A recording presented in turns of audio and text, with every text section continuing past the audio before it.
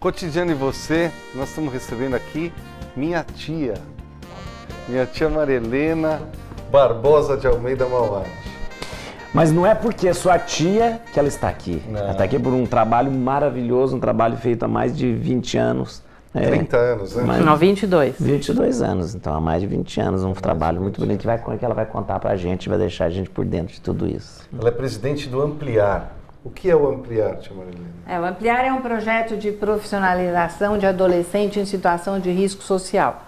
Eles aprendem, são 2 unidades, uma na periferia, perto do Grajaú, a outra na Brigadeiro, antiga sede do Secov São Paulo, que é o Sindicato da Habitação, que dá um apoio logístico, inclusive, para Ampliar.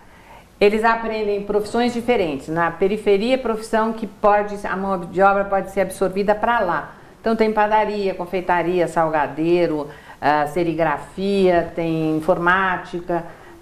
Aqui na Brigadeiro eles já aprendem a parte de mão de obra para ser absorvida para cá. Então é auxiliar de escritório, contabilidade básica, auxiliar administrativo. Ao mesmo tempo tem um mini salão de cabeleireiro, onde eles aprendem maquiagem, manicure, cabelo.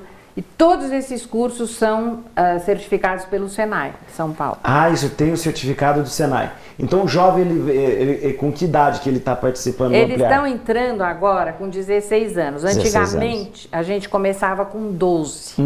Depois que saiu essa lei que não permite trabalhar antes dos 16, não adianta profissionalizar, porque aí eles querem ir trabalhar e não pode. E não conseguem. Não, isso nós vamos falar daqui a pouco dessa lei.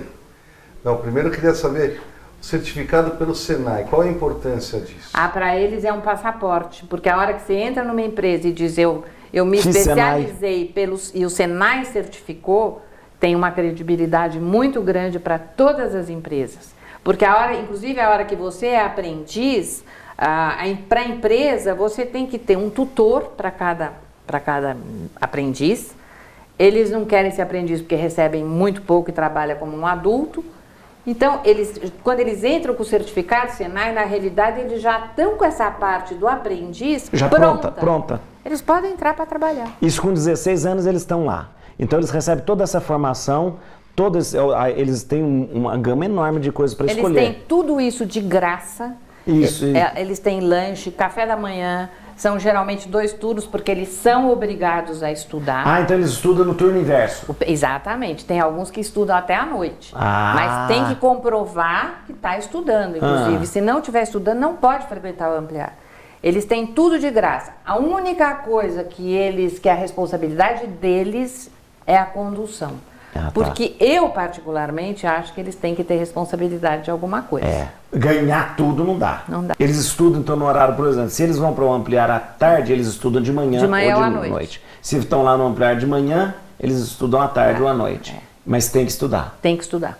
E quando nós entramos lá perto do Grajaú, o nível de escolaridade, há 22 anos atrás, era 2º, 3º ano primário. Hoje, todos vão para a faculdade, que é uma coisa que a gente incentiva muito para que eles façam a faculdade, para que eles empreendam na profissão deles, no trabalho deles. Inclusive a gente tem muito, aqueles que se juntam em 2, 3, eles montam uma bicicletaria, dão manutenção de bicicleta. Que interessante. Então eles vão procurando o que fazer. Porque a gente pensa, uma coisa que a gente fala muito lá, não é porque nasceu pobre vai morrer pobre. Você tem que lutar. Você vai conseguir. E a oportunidade está sendo dada para você ir para cima e não ficar parado num patamar que não traz nada. Quantos jovens já passaram por lá? 38 mil. 38 mil? São 2.200 adolescentes por ano que passam lá. Agora, certificados são 67 mil certificados. Porque muitos fazem 2, 3 cursos. Então, enquanto eles não podem trabalhar, não têm emprego, eles vão fazendo outros cursos. O Ampliar é mantido, com a manutenção vem de quem?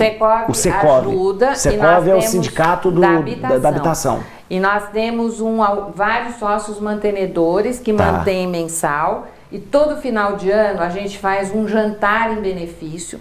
Para arrecadar. Com esse dinheiro do jantar é que a gente vai melhorando os cursos do ano seguinte. Então, por exemplo, esse ano de 2013, Com o dinheiro do jantar do ano passado, eu modernizei toda a parte de informática aqui da Brigadeiro. Eu estou pondo web design para eles, que são softwares caros, que interessante. mas que eles querem aprender. Porque não pode ficar só aquilo que eles aprendem na escola pública, que é o basicão do basicão. Que é o Word. O Word, não sai do Word. Então eles querem aprender. Então, inclusive, para eles é melhor, porque vai ser um modo melhor de achar um campo de trabalho. Eu estou impressionado de ver quanta coisa bonita. E uma iniciativa que não é do governo, né? Isso não é do... Não, essa iniciativa saiu quando começaram os assaltos à mão armada, começaram com adolescente. Naquela época, o presidente do Secov era o Sérgio Mauad, que era Fala, era. O Sérgio. Que é o meu marido. E foi uma ideia dele, inclusive surgiu para especializar essa meninada na mão de obra para a construção civil, porque entendi. Seria mais fácil das construtoras absorver. Mas o pai brasileiro não quer o filho na construção civil, não. Não. Por mais que eu dissesse, gente, um azulejista ganha X, o que quer, o que não quer. Eles querem tudo no escritório como doutor. Olha que interessante, né? A gente falou aqui dessa questão de tirar da rua, né, gera emprego, encaminha para o mercado, e a questão da idade. Mas isso daí a gente vai falar no próximo bloco, daqui a pouquinho.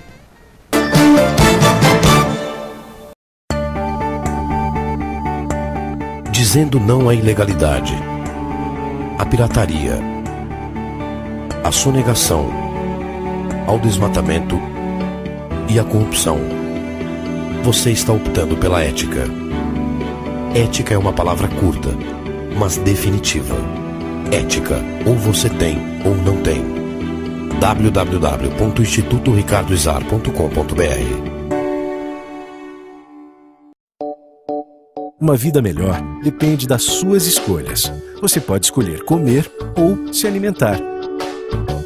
Você pode escolher andar pouco ou andar mais e aproveitar o caminho. Você pode escolher colocar muito sal ou sentir o gosto real dos alimentos. Você pode escolher se cuidar depois ou começar agora. Prevenir a hipertensão é uma escolha, só depende de você. Nós estamos de volta aqui com uma conversa muito gostosa com Maria Helena Mauad, que está conversando, falando para a gente do projeto Ampliar, mas tem um projeto Ampliar, tem muita coisa, muitos frutos que tem dado. Eu estou até agora impressionado com os números que a senhora deu de certificados, de jovens, né, praticamente restaurados, ou seja, agora a gente estava falando de uma coisa e a senhora tocou num assunto muito interessante. No começo eu falava assim, olha, antigamente esses jovens entravam com 12 anos e eram preparados, profissionalizados. Hoje não pode mais, porque hoje nós temos uma proibição, por causa do Estatuto da Criança e do Adolescente, que não permite que o jovem, que a criança, que o adolescente trabalhe. Pergunto para a senhora, que a senhora tem autoridade para falar, uma pessoa que trabalha 20 anos com um adolescente e jovem tem autoridade para falar. A senhora aceita e acolhe essa ideia de que o jovem não pode, o adolescente não pode trabalhar? Mas pode ficar no semáforo, pode... Não, eu sou totalmente ao contrário. Isso. Porque se você analisar, o adolescente pode matar, roubar, estuprar e inclusive votar, definindo o futuro do país. Mas trabalhar não pode. Não.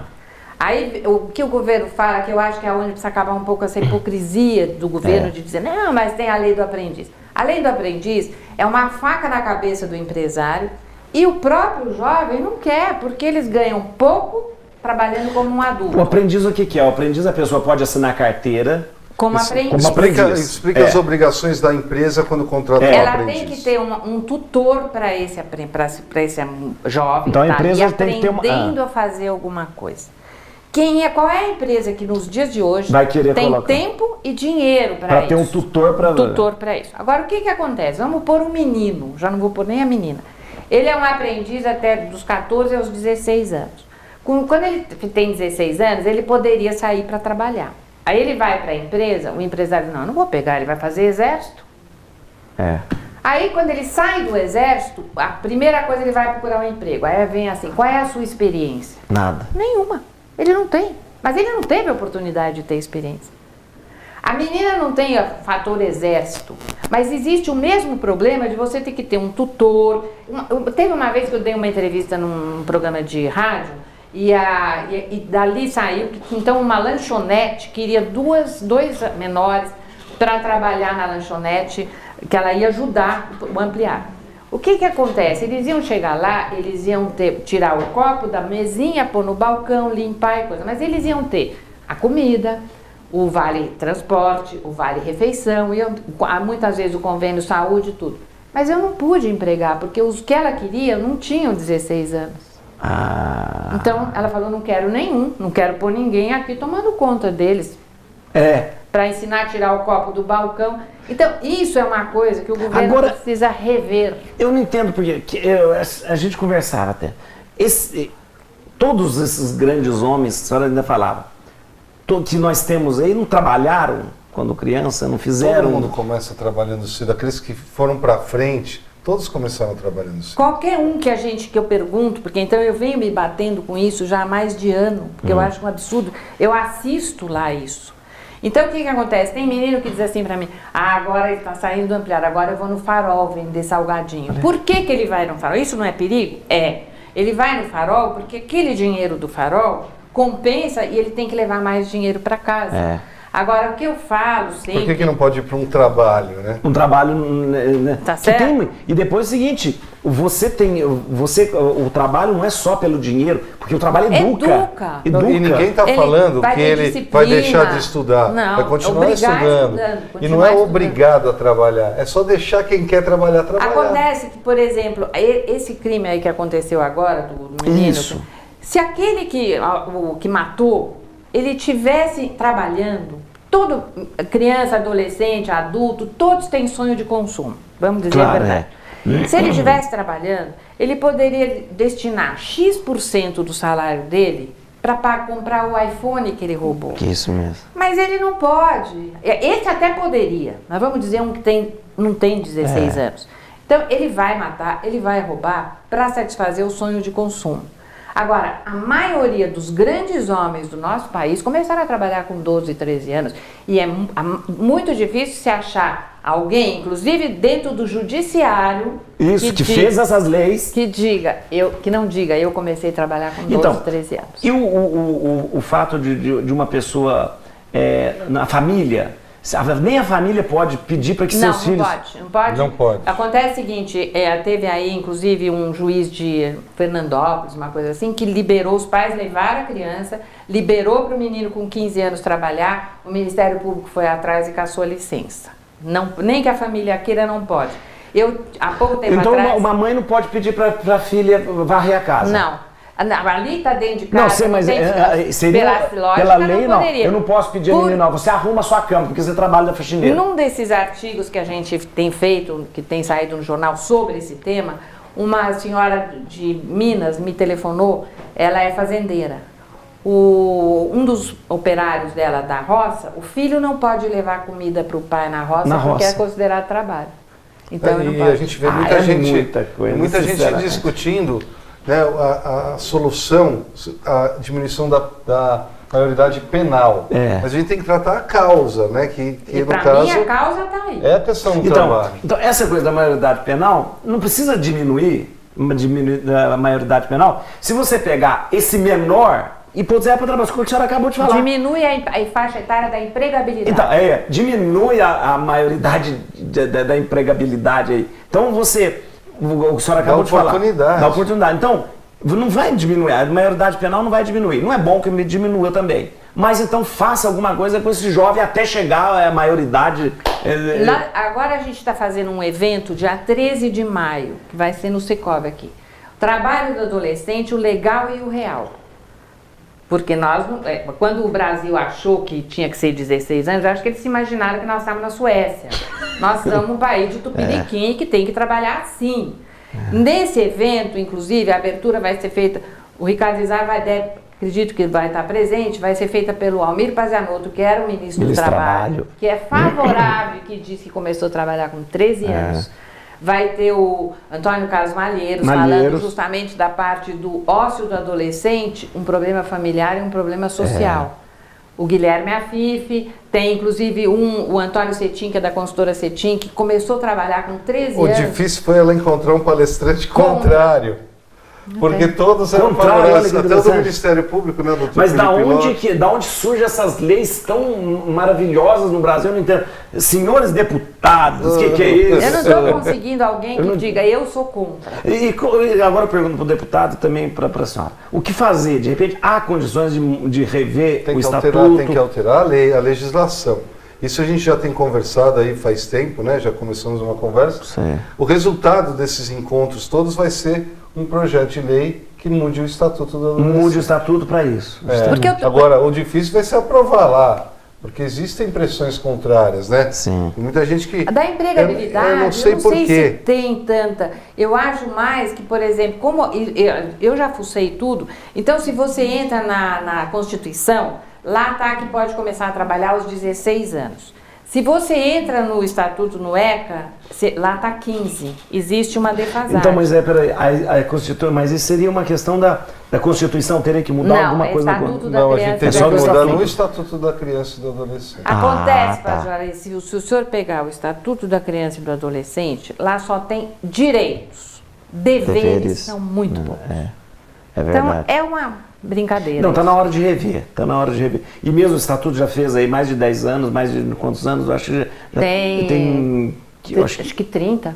Tem uma coisa assim, né? Uma coisa assim. Então, não, um pouco menos. Mas está na hora de rever, está na hora de ver. Já caminhou com esse Estatuto, já se viu que podia ter. A realidade do Brasil é outra, né? Justamente, é isso mesmo. Não, hoje menina.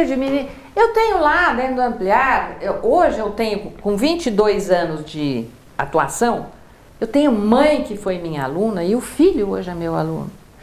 Porque ele tem filho com 14 anos. Então, dona Maria Helena, quando a lei foi feita, o menos contemplado foi o menos questionado foi o adolescente. Porque se você pergunta para o adolescente como que a senhora trabalha, ele quer trabalhar. Ele quer trabalhar. Agora há pouco teve uma moça aí que disse que o filho, alguém liga todo dia e fala, como é que eu não posso trabalhar? Tem loucura para trabalhar. E não pode trabalhar. Não pode. Eu fui para Socorro outro dia, estava na rádio dando uma entrevista e ligou um menino, tinha 14 anos, ele falou, eu queria ver se vocês me ajudam a arrumar um emprego. Mas não podia. Mas não pode, mas nem se meu pai deixar, não pode. Então é complicado isso. É uma coisa tão maluca essas leis que a gente não consegue entender. Agora, isso que não dá para entender, porque se o jovem quer sair para trabalhar, ele quer, é tal história. Quando podia, com aquela parte que nós temos da serigrafia lá, eu punha, o que eu fazia? Eles eram obrigados a estudar, fazia serigrafia, e na época de campanha política, que podia ter aquelas camisetas e coisas, eles faziam a camiseta de campanha política, recebiam para isso. Então tinha a turma da aula e a turma da produção. Então a turma da produção saía da escola e coisa, eles iam para lá e pediam, posso vir domingo? Porque eles ganhavam o dinheirinho deles, né? Eu assinei cheques imensos para aquela meninada. Primeira coisa que eles faziam, eles iam comprar um tênis legal. Que não ia roubar o tênis. Aí não pode mais. Ninguém está falando também de trabalho pesado, né? Não, mas tem N tipos de trabalho que um adolescente pode fazer. E vamos falar bem a verdade? Tem homens que a gente sabe que começaram a trabalhar com 12 anos, muitas vezes era entregador de uma coisa, fazia aquele... Não sei, gente. Então, a humanidade se fez, justamente, toda a humanidade se fez, principalmente a civilização ocidental, ela fez a partir dos aprendizes. O que foram as guildas no início na Inglaterra, na Europa? Eram associações que tinham dentro do seu corpo aprendizes. E os aprendizes eram jovens que eu digo, eram quase que crianças, adolescentes. É verdade. Que lá aprendeu ofício de sapateiro, ofício de costureiro, de alfaiate. Esses ofícios eram passados dessa forma. A única forma de transmissão de conhecimento era assim. Então a humanidade se fez assim de quanto tempo? Há mais de 2.000, 3.000 anos. E agora nós fazemos um estatuto que de repente 20 anos pensa que descobriu a América. Não, e num país que é onde o trabalho... Não adianta querer tapar o sol com a peneira porque precisa trabalhar. E muitas vezes esses meninos falam, agora eu vou pro farol porque tem que levar dinheiro, precisa de dinheiro. Muitas vezes, às vezes, nem é o fator da casa, mas eles querem comprar uma coisa para eles. Isso. Então, se o trabalho dignifica, a gente está privando o ser humano da dignidade. Porque o trabalho é dignidade. A gente priva o ser humano da dignidade, mesmo que ele seja um adolescente, mas priva. Mas isso, se Deus quiser, nós vamos mudar isso daí. Tomara, Deus te ouça. O negócio hoje é tão sério que mesmo na classe A, tem moleque que a mãe fala, vamos comigo pro escritório, porque não tem onde deixar. Ele fala, não, eu não vou, meus amigos dizem que é proibido eu trabalhar. Olha que coisa. Bom, a gente vai ficando por aqui, a gente vai assistir um vídeo do Ampliar, para mostrar o trabalho do Ampliar. Então eu queria agradecer a tua presença. Obrigada aqui hoje. eu da oportunidade. Se quiser deixar telefone, um recado. Eu posso deixar o telefone do Ampliar, se bem que tem no vídeo, é 5591-1281 ou 5591-1282. Muito obrigado, foi muito edificante. Eu acho que muita gente vai começar a refletir a partir desse momento que a gente começou. Tomara, quem sabe a gente consegue mudança aí. E os senhores deputados também. Põe para trabalhar. Muito obrigado a você, a gente encontra daqui a pouco. Você pode ampliar o que é ruim, o que é perigoso para todos nós, ao não tomar conhecimento da realidade, ao não fazer a sua parte.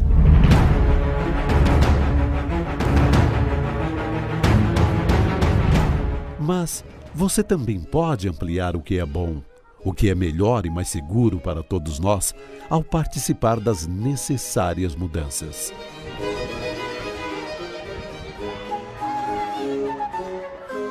Ampliar o bem e garantir o futuro.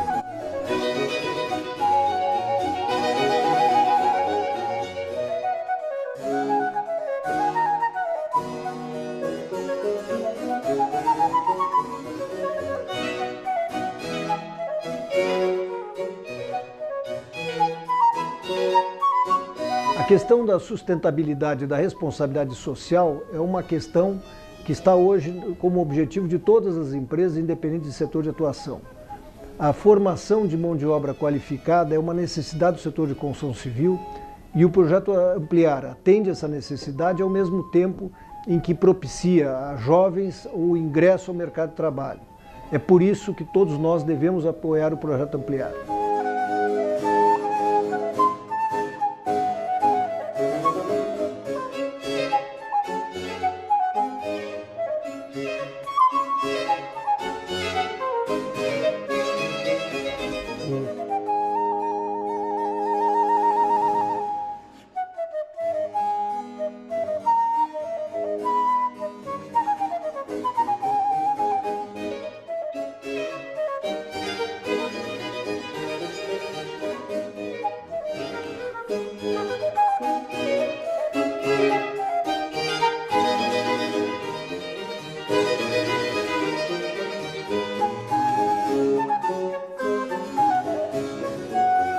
Há 20 anos, o Ampliar, com o apoio do Secov São Paulo, profissionaliza adolescentes em situação de risco social. Fizemos muito, mas com certeza podemos fazer muito mais com a sua colaboração, uma vez que cada oportunidade que se abre é uma porta que se fecha para as ruas. Venham construir um futuro com a gente! Aqui, qualquer valor doado será sempre muito bem ampliado. Ética significa caráter, aquilo que é bom para o indivíduo e para a sociedade. Para ser ético, basta dizer não. Não ao desmatamento ilegal. Não à corrupção. Não à sonegação. Não à pirataria. Ética, ou você tem ou não tem. www.institutoricardoizar.com.br. Deixo minha visão ao homem que jamais viu o amanhecer nos braços da mulher amada. Deixo meu coração à mulher que vive exclusivamente para fazer o coração de seu filho feliz. Deixo meus rins a pessoas que tiveram seus sonhos interrompidos, mas que ainda os cultivam. Deixo meu pulmão ao adolescente que quer gritar ao mundo mais uma vez: eu te amo! Deixo meu fígado para aqueles que não tinham esperança na recuperação.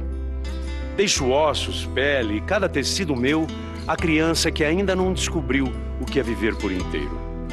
Deixo a você o meu exemplo. Deixo à minha família o desejo de ser um doador. deixo para a vida, enfim, um recado. Nós vencemos. Seja um doador de órgãos, seja um doador de vidas.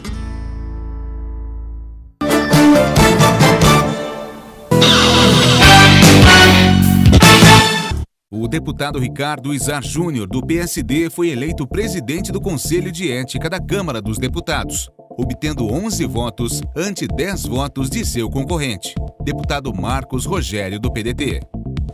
Agradecer a todos aqueles nossos eleitores aqui do Conselho que acreditaram na gente. Agradecer ao deputado Zé Carlos Araújo. Dizer que nós vamos tentar se espelhar um pouco na condução que o senhor teve esses 4 anos aqui no Conselho de Ética. Parabenizar pelos 4 anos de mandato. E dizer que a votação de hoje foi apertada, mas ela mostrou que o Conselho de Ética é um órgão, é um colegiado independente na casa. O deputado Ricardo Izar sofreu grande pressão para que não concorresse a esse cargo, inclusive ameaças de retaliação política. A polêmica aconteceu porque o PMDB e PDT firmaram um acordo para que o comando desse órgão colegiado ficasse com o deputado Marcos Rogério, do PDT.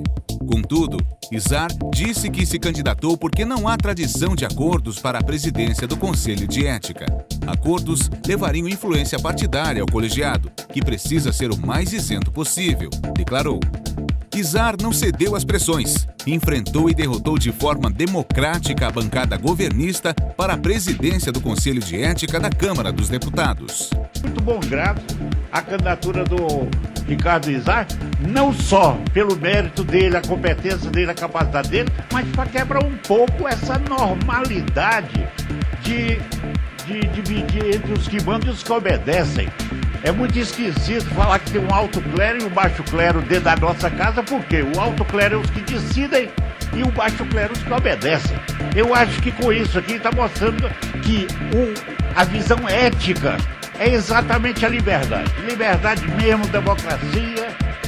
O deputado Ricardo Izar Júnior, trilhando o mesmo caminho de seu pai, que foi o presidente desse órgão, por ocasião do escândalo do Mensalão, segue agora na sua missão de desempenhar um trabalho sério, honesto e, acima de tudo, ético, dentro da presidência do Conselho de Ética da Câmara dos Deputados. O novo presidente leva o nome do pai, Ricardo Izar, que presidiu o Conselho de Ética na época das denúncias do Mensalão e morreu em 2008. No Conselho, ele deu o voto de desempate que resultou na cassação do mandato do petista professor Luizinho.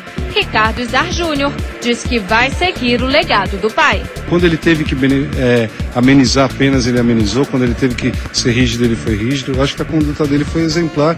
Espero eu poder seguir esse caminho.